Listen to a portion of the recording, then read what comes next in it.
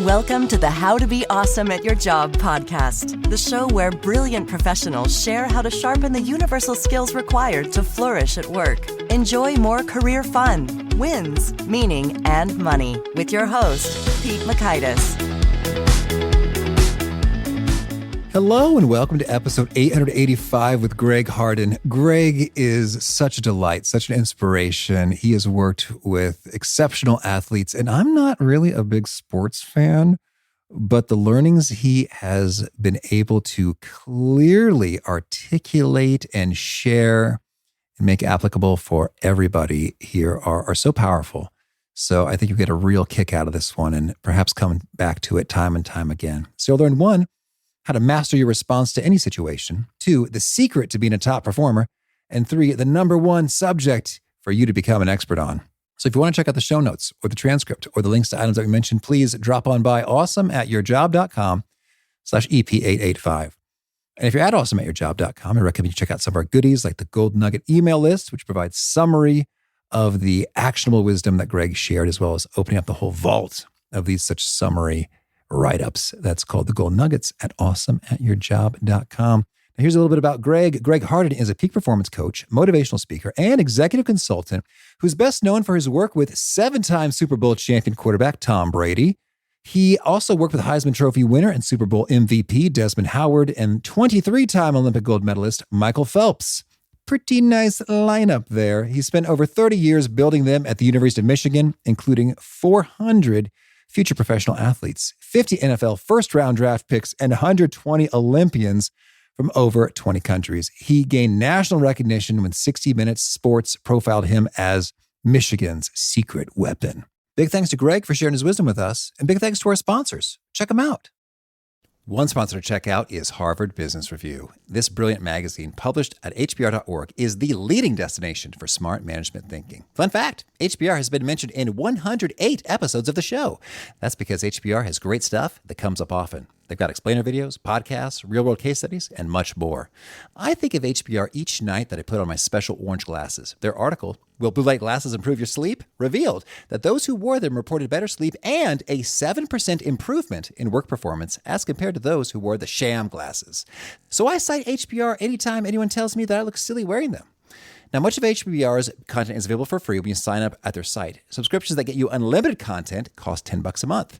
If you visit hbr.org/subscriptions and enter the promo code AWESOME, you can save 10% off of that subscription. Again, to save 10% off of your HBR subscription, go to www.hbr.org/subscriptions and enter the promo code AWESOME.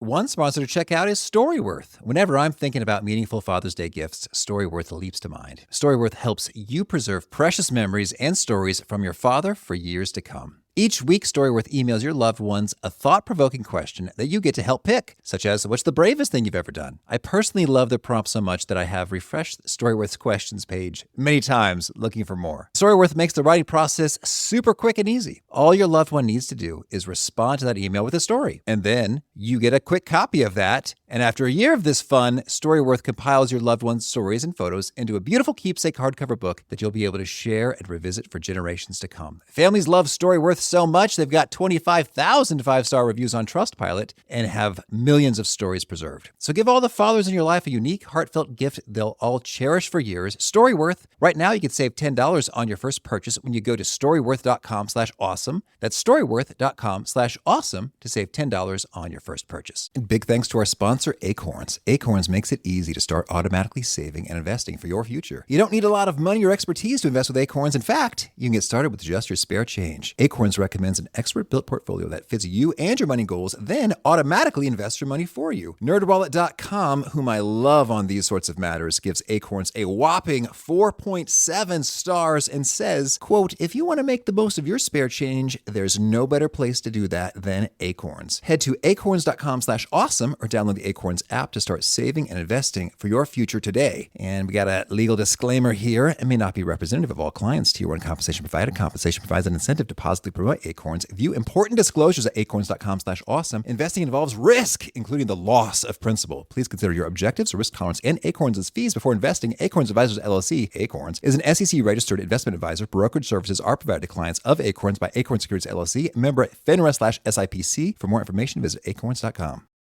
Now, here's Greg. Greg, welcome to How to Be Awesome at Your Job. Oh, thank you for having me, sir. I'm so excited to be chatting with you, even though you are Michigan's secret weapon. And as an Illini, we didn't like losing to Michigan. Well, the Fighting Illini, That's right. Always great competitors and most exciting. Very much. Well, I'm so excited to get into your wisdom. Maybe could you kick us off with a particularly memorable story for you in your career coaching some of the greatest athletes ever? Wow. The thing that comes to my mind instantly is what's the difference between all these mega stars and people who don't make it? And what we come up with over and over and over is not only were they hungry, they were humble. They were coachable. That made them coachable. They came in with a mindset that made it clear that they wanted to be the absolute best. But most importantly, they came and were able to surrender the ego enough to learn from others. That's good. That's good. Can you think of a time that, I don't know, Tom Brady or Michael Phelps or someone you worked with did just that stood out? Tom Brady, Tom was real clear about what he wanted. He had watched what I had done and what we had done, Desmond, Howard, and I, and he was curious as to whether or not it could help him.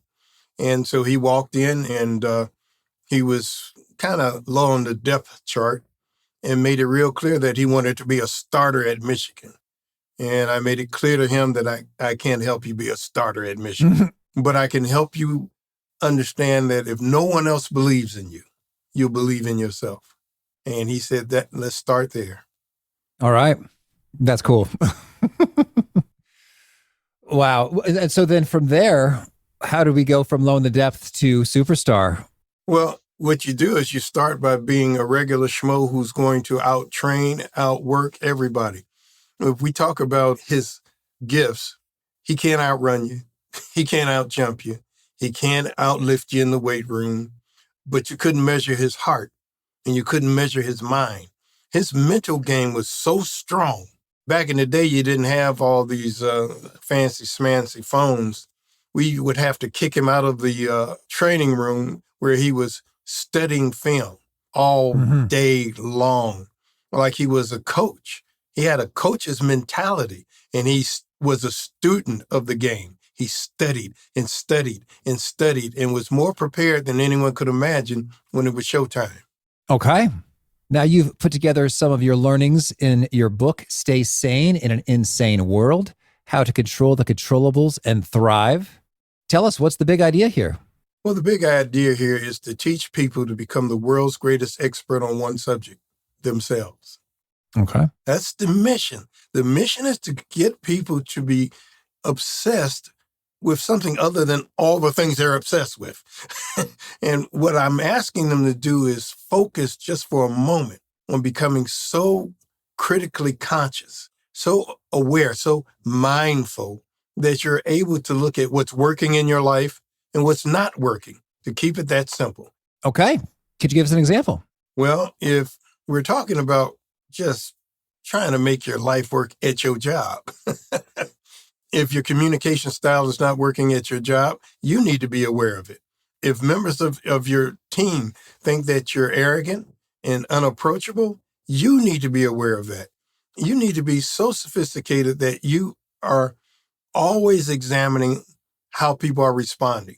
You're always examining how you come across and how others come across. And you're studying everyone. But in order to really know Pete, I've got to know Greg. I've got to know me so well that I can read myself in different circumstances and situations and know when I need to shift, when I need to adapt, when I need to change. Okay. Could you share with us a story of an example of someone who saw a real upgrade in that self-awareness? Desmond Howard, Heisman Trophy winner, MVP of the Super Bowl. Desmond Howard was ready to leave the institution when he pulled me aside and asked if he could have a conversation. I said, sure, let's talk. He talked about how he was unhappy, how he had came in as a running back and he had been shifted to a wide receiver and how he wasn't getting any playing time. He was frustrated and he was being recruited hard by other people. And I looked at him and I suggested that perhaps his press clippings from high school had nothing to do with what he was accomplishing here. I said, what you need to do is understand that right now, if you leave, who cares? He said, work? I said, if you leave now, I mean, you told me you were the guy in high school. Hell, I was the guy in high school. Pete was the guy in high school. It really was. I say, so son, you may have to examine what's working and what's not working between you and the staff. And what does the staff think about you? I say, if you like, Desmond, I'll go and chat with the people who are around you and ask them, what's working for this guy and what does he need to improve on? He said, go ahead. So I went and found out that they were totally unimpressed with his commitment to blocking. And back in the day, if you were a wide receiver and you didn't block, you weren't getting on the field. And so they also thought that his attitude was pretty much me. And the team was not the issue. And he believed that this was Desmond Howard University. Okay. And they said, nah, it's not going to work. So I went back and told him. And he says, oh, I didn't know I was coming across that way. I said, yeah, well, even though that's not your intent, that's been the results. So let's come up with a strategy that can change everything. So what I suggested to Desmond was that, first off, you need to decide to be the best athlete on the team. Not the best receiver, but the absolute best athlete on the team. You need to push yourself in areas that you hate. If you can give 100% of the time at stuff you don't even like, what happens when you get to the stuff you love? Desmond was not someone who wanted to run. Desmond decided to run 10 to 15 miles extra per week while everyone else was doing something else.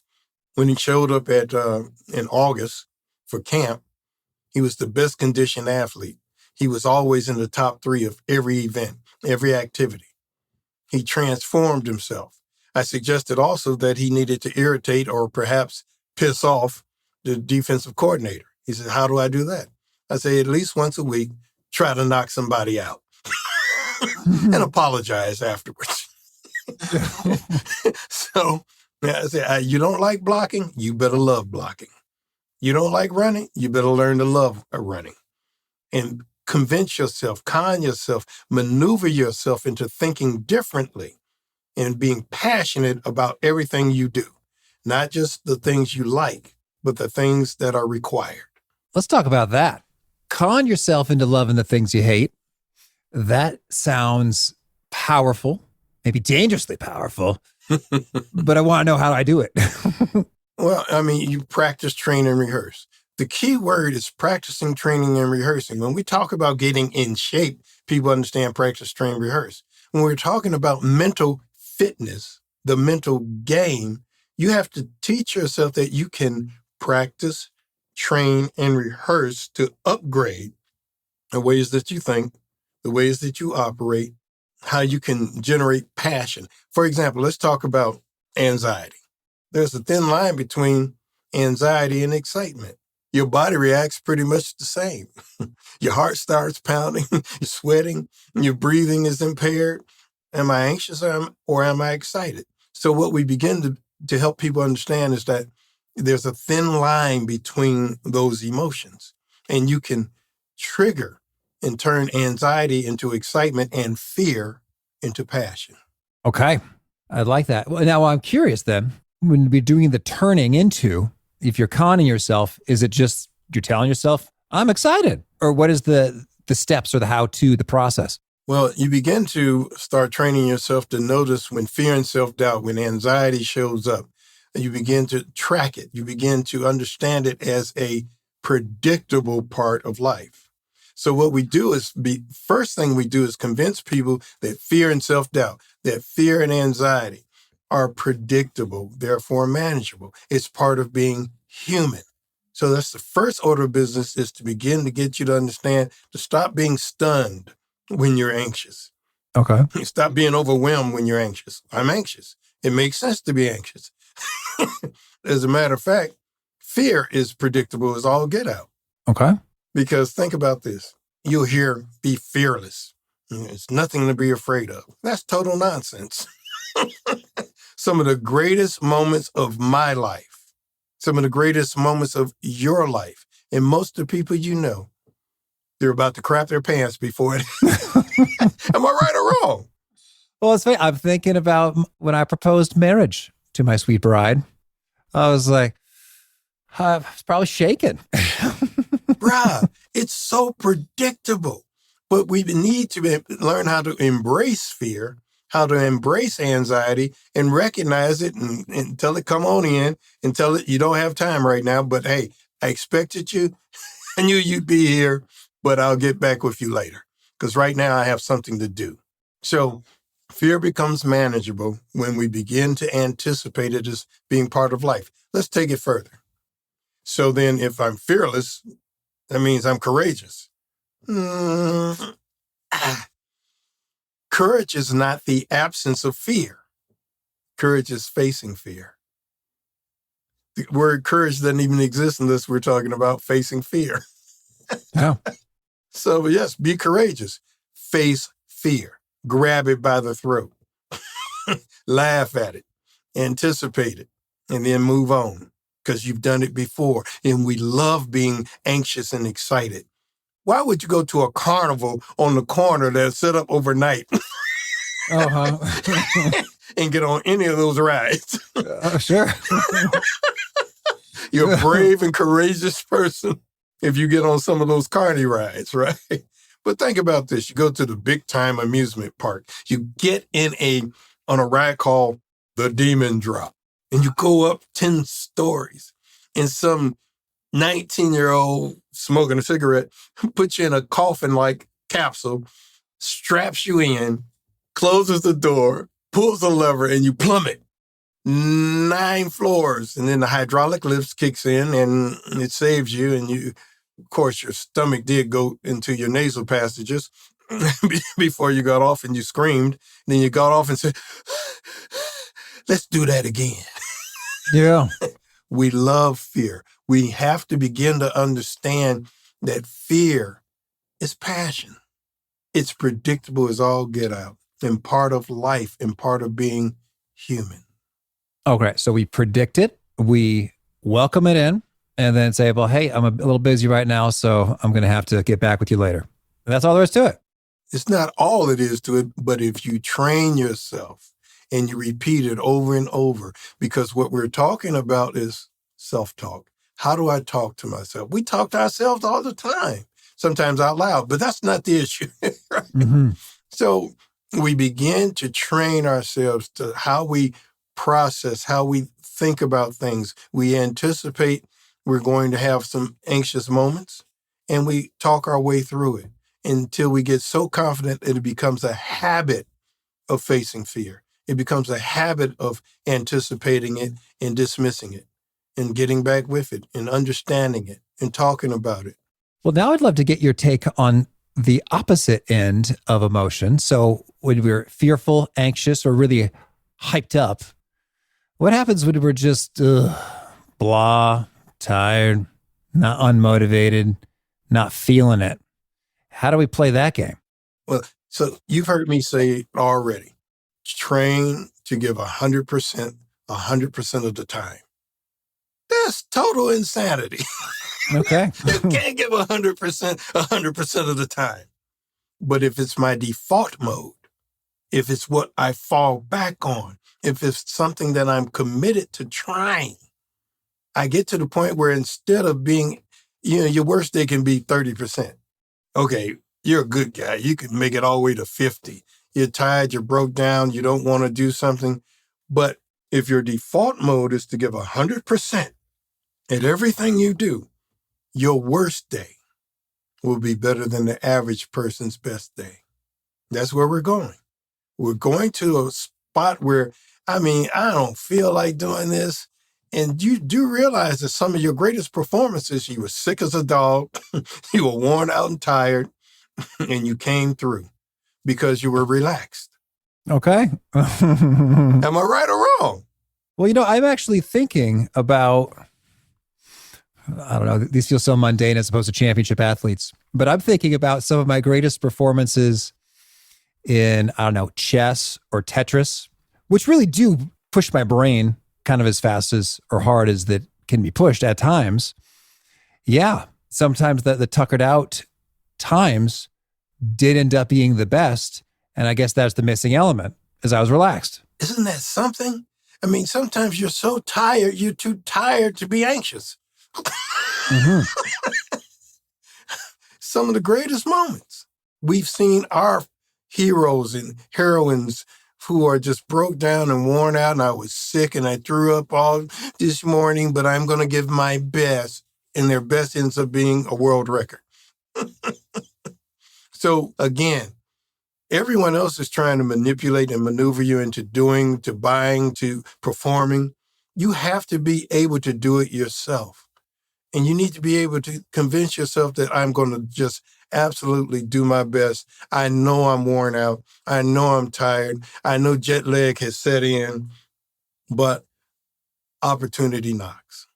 Okay. And so when we're training ourselves to give 100%, 100% of the time, what does that training program consist of? Just doing it again and again? Or are there some key steps or conditioning protocols?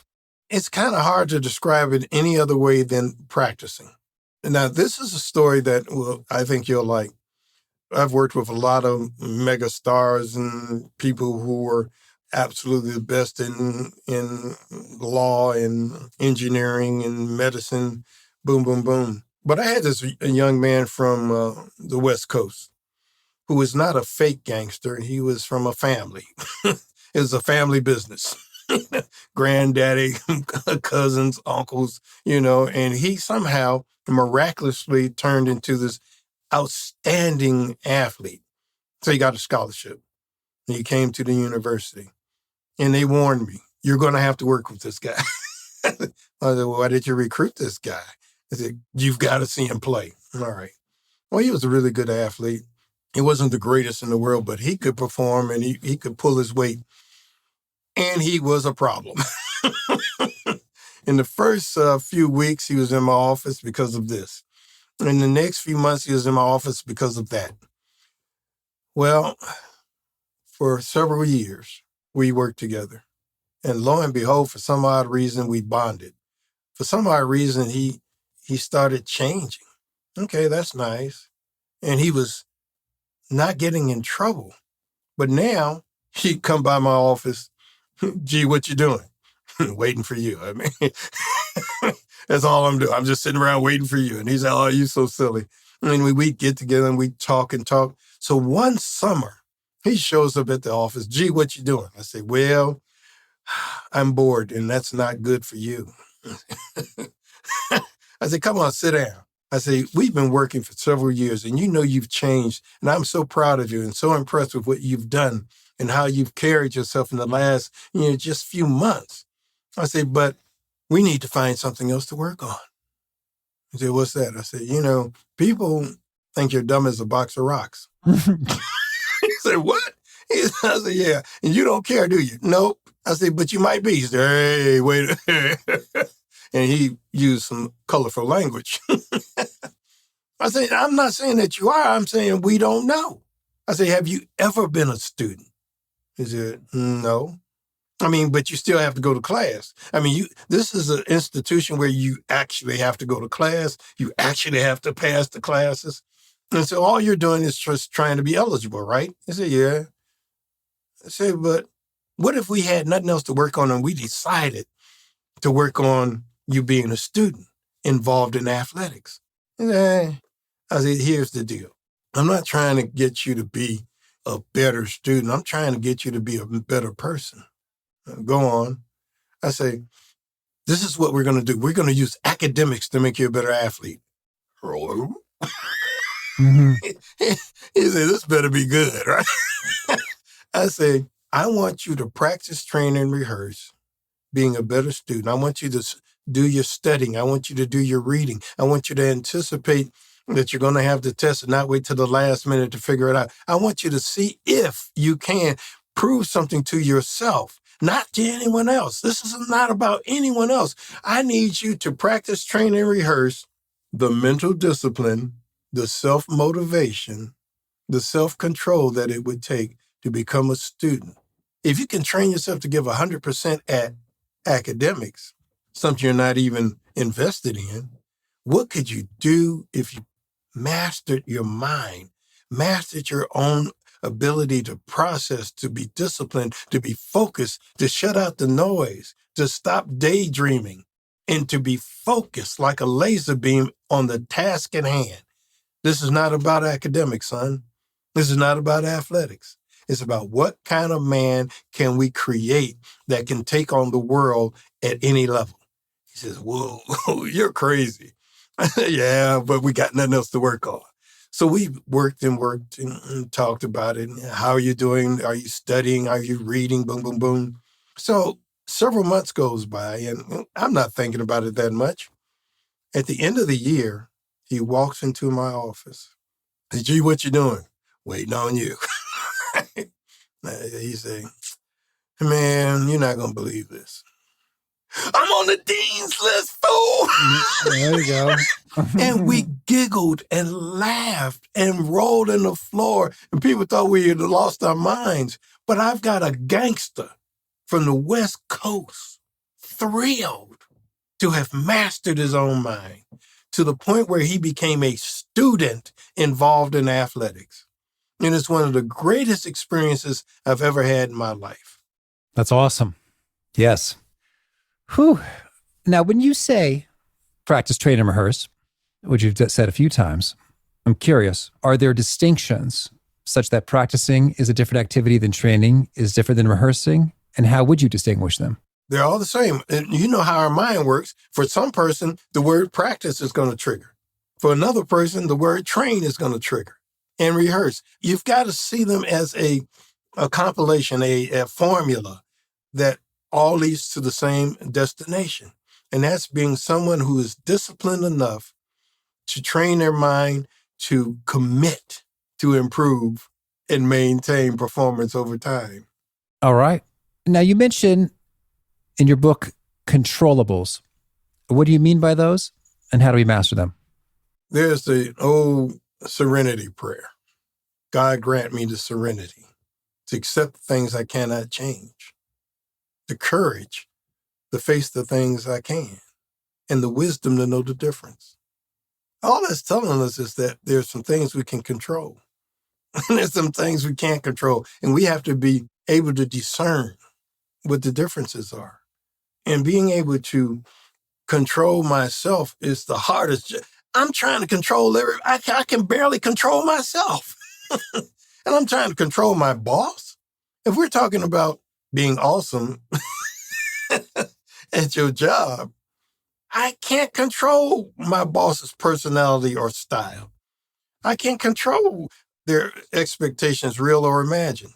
I can influence all that, but what I can control is how I respond, how I react, how I play my role, how I manage what I do, how I tell them, the boss. I have to be so sophisticated that when I talk about controlling the controllables, they're just giving me some more to do. I'm going to go to my boss and I'm going to make it real clear. We need to prioritize.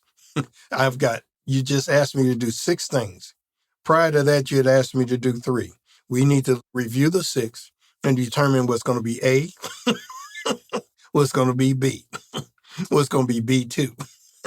I need for you to be clear, boss, what is the priority? Because I have my idea, but I need to get input from you. How is that controlling the controllables? That's all I can do.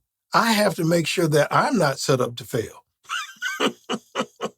And so setting myself up not to fail, I'm going to be assertive enough to walk in and say, we need to make some decisions. I need your input, boss. I can't control the boss, but I can control what I'm sharing, what I'm asking, and how I'm going to respond.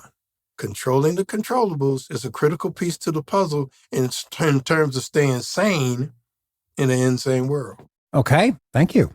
Well, so now I'd love to get your view on We talked about humility. Being coachable is huge in terms of a key mindset that unlocks all kinds of good things. Are there any other top mindset shifts you'd highlight for us? I would challenge anyone we know some people who are like the best friend you could have in life. You've had some friends some keepers. It may be only one or two, but you had some. Mm-hmm. But we sometimes notice that even those people who are really great at being a friend to everyone else are horrible at being a friend to themselves. Okay. Your best friend in life should be you. So introducing to people the whole idea of 4A's, for example. The 4A's are something that when anyone says every and all, they're either going to say something profound or completely stupid. All people have 4A's. The need for attention, the need for affection, the need for approval, and the need for acceptance. We're always looking for attention, affection, approval, and acceptance. I don't know about you, but I've made a complete fool of myself trying to pick one. I've also risen to the top of my game seeking attention, affection, approval, and acceptance. But where we have to go when we're training people to be the best version of themselves, at some point I've got to put the word self in front of those A's. And the simplest piece is teach people self-love and self-acceptance. I'm glad that you're able of loving and caring about everyone else, but I need you to consider self-love and self-acceptance, accepting yourself, flaws and all. Because if you're a good friend, your friends can be flawed, they can mess up, and you think, but you're my friend, okay, I forgive you, let's go. But we're so hard on ourselves, sir. We are so difficult to please. And when we shift to being a peak performer, a top performer who wants to maintain it over time, I believe an X factor is self-love and self-acceptance. Imagine telling the 320-pound lineman, the key, son, is self-love and self-acceptance. So one of the things that I would challenge anyone to do is not only give 100% 100% of the time, but love yourself unconditionally, to learn how to do it. And if you can't do it by yourself, thinking about it and processing it, practicing, training, and rehearsing, get a consultant. Oh, a counselor. Counselors are consultants. When we're talking about business, I'm telling the CEO who wants to know, how do you transfer all this to my industry? I'm going to tell the CEO, you've got to create formulas for people to be able to get the help that they need to transform themselves, to be able to dig deeper and get more out of themselves. So I'm sorry, I get excited about that. Oh, no, I love it all. Well, now, Greg, I'd love it if we could zoom all the way inside your brain for specific self-talk approaches that might model this in practice. So let's go through a whole loop of, I don't feel like doing something, I'm bored. Now I'm doing the thing and I'm scared, fearful, anxious. And then, oops, I just learned that I screwed it up. And now I'm beating myself up. What would be the great self-talk arc of moving through these three phases and contrasted with the terrible self-talk arc moving through these three phases? Let's take it all the way to I'm so stupid. Okay. I have to catch myself. Well, that was stupid, perhaps, but it doesn't mean that I'm stupid. So what I ask people to do is to train themselves to not just stop at the first and second thought, but take it to the third, fourth, and fifth thought. God, I'm so stupid. Well, okay, I'm not stupid, but that was stupid. But beating myself is not working. Okay. You've got to have in your brain a couple of phrases. Beating yourself up does not work. It's ineffective. You've heard someone say beating yourself doesn't work. I need you to take it to it's ineffective. Okay. Worrying does not work.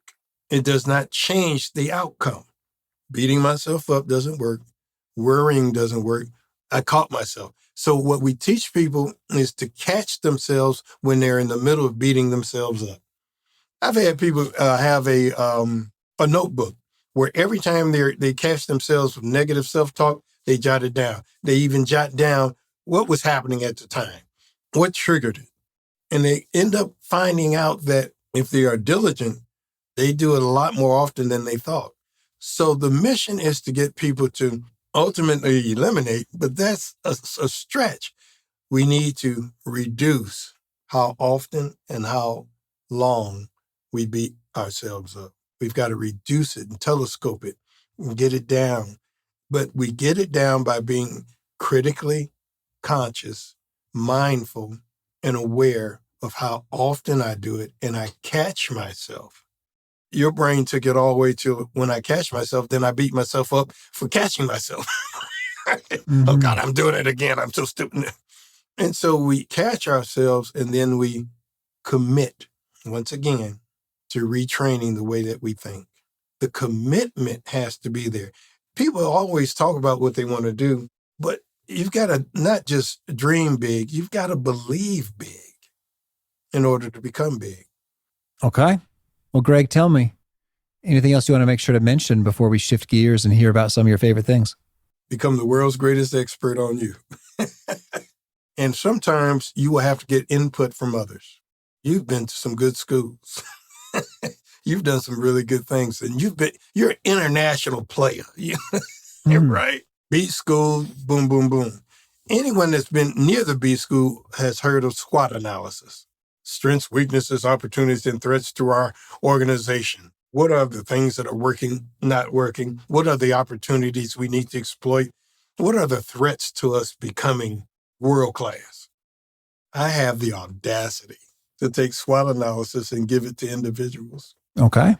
I'll ask you to do a SWOT analysis on yourself. And if you don't like the word weaknesses, let's say challenges. Mm-hmm. SWOT analysis.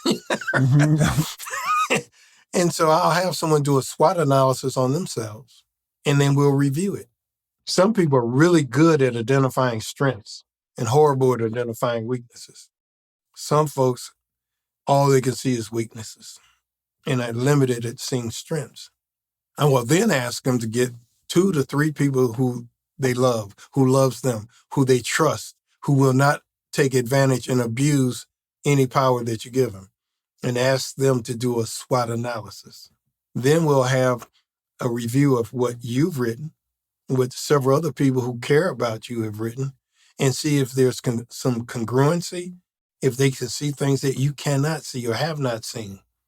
That's reinforcing the changes that need to be made. So critical self-assessment is an art form that people must practice, train, and rehearse, getting better at being able to not, they're real good at criticizing themselves, but really doing a self-assessment is what we're trying to get people to. And so I guess I get excited just thinking about how do you teach somebody to become the world's greatest expert and then daring them to pursue self-love and self-acceptance. Okay, beautiful. Thank you. And now could you share a favorite quote, something you find inspiring? No one can make you feel inferior without your permission. Eleanor Roosevelt. And a favorite study or experiment or bit of research? Carol DeWick's mindset is filled with research, and she can talk like a human being and not like just a scientist. And that sounds like a favorite book. Any other favorite books? Viktor Frankl, Man's Search for Meaning. That was like a Bible to me. When I was really young and dumb, I would have a New Testament in one pocket and Viktor Frankl in another pocket and walk around talking smack. Because I'm grounded. And a favorite tool, something you used to be awesome at your job? Identifying self-defeating attitudes and behaviors. All right. And a favorite thing you share that people quote back to you often? It really resonates with them? Well, your self-worth and self-esteem must not be based on external forces. How I feel about me should not be based on performance. All right. And if folks want to learn more or get in touch, where would you point them? GregHarden.com. And do you have a final challenge or call to action for folks looking to be awesome at their jobs? Commit without question or pause to giving everything you've got, every chance you get. Giving 100% of the time is your default mode. And if that's your default mode, your worst day will be better than the average person's best day. All right, Greg, this has been a treat. Thank you, and keep on rocking. My man, most enjoyable. Thank you so much for your time. Boy, my favorite thing Greg said really hit home. It's something to think about next time you're feeling tired, like, oh, I don't feel like it. I don't want to. I don't know if I can handle this right now. Maybe a short rest is the right answer. But he said so often when folks were sick, they threw up a lot and they thought, oh, I'm just going to try to give it my best. And that best ended up being a world record. That might very well be the case for you in those moments where you're like, oh, I'm not feeling it. I don't know if I got it in me to pull this thing off today. Well, in fact, that exhaustion might mean you're more relaxed such that you do something extraordinary and it's a new record. It's possible. And I find that dose of inspiration something I can lean on again and again and again when I'm in that zone. I feel like, oh, I'm too tired and I don't want to right now. Well, Super Coach Greg said that might just be the conditions that result in a world record or personal best performance from me. Great tidbit for your back pocket. Again, the show notes, the transcript, and the links to items that we've referenced are at awesomeatyourjob.com/EP885. Hope to catch you next time. And peace. Thanks for listening. To get the most out of the show, we recommend 2 key things. First, check out the extra resources at awesomeatyourjob.com.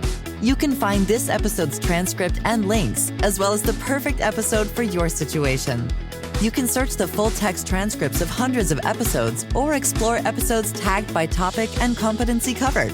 Second, subscribe to the podcast and get future episodes automatically. You can subscribe by telling Siri and several other smartphones and speakers, subscribe to the How to Be Awesome at Your Job podcast, or by tapping subscribe in your podcast player of choice. If you'd like some extra help figuring out podcasts and how subscriptions work, visit awesomeatyourjob.com/subscribe for guidance. Hope to catch you on the next episode of How to Be Awesome at Your Job.